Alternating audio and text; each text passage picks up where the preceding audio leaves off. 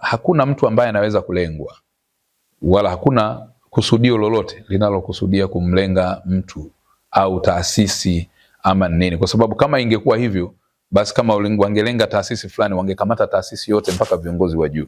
Lakini pia kama walitaka kulenga labda wanataaluma wangeweza kukamata. Kuna wanataaluma ambao wako huru mpaka sasa. Kwa hiyo tusitetee vitu ambavyo hatuvijui, na hasa kwenye mashauri ambayo yako mahakamani kwa sasa hatuna audacity ya kuyahoji, kwa sababu nimesikia kuna mahali wanasema kuna Uganda Convention ambayo sio kinga ya jinai.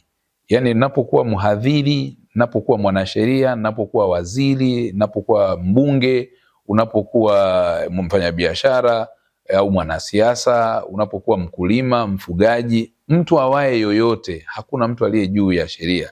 Kwa hiyo kinga hizi za kijinai hazipo.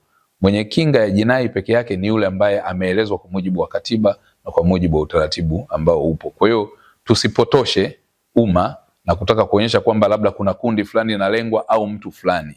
La hasha, hakuna kitu kama hicho, isipokuwa matishio tuliyaona ya uvunjifu wa amani tarehe 7 mwezi wa 7 yaliyopangwa, yaliyoratibiwa, wapo waliohusika, lakini jeshi la polisi lilitoka na kutoa tamko kupitia msemaji wa jeshi la polisi na kuitahadharisha na kuonya umma kwamba watu wasijihusishe na jinai.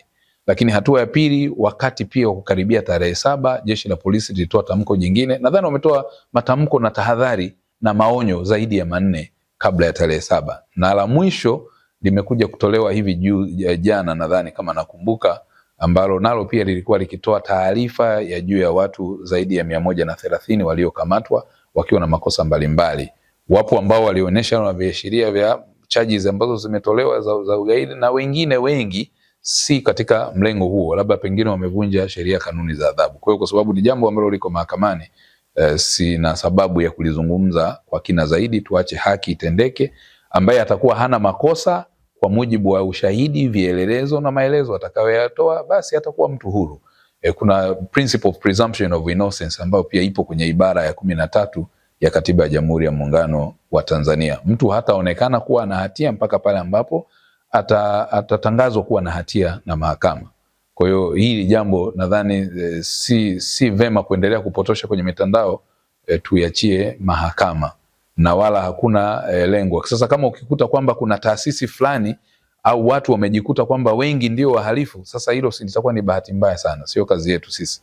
Lakini waliokuwa wanatafutwa ni wahalifu ambao wametishia au wametenda au hawakutenda mambo ambayo yanapelekea kuvunja haki za wengine, kuharibu uchumi wa nchi, lakini pia kutishia shughuli za kijamii zisiendelee ama kufanya mambo mengine na mipango mingine ya kijinai. Lakini kama imetokea sasa kuna eneo moja la watu wengi zaidi wameonekana kuwa ndio walikuwa hilo, basi inawezekana kwa namna moja au nyingine ni sura ya kwamba kumbe lilikuwa limepangwa hili jambo na kuratibiwa nao.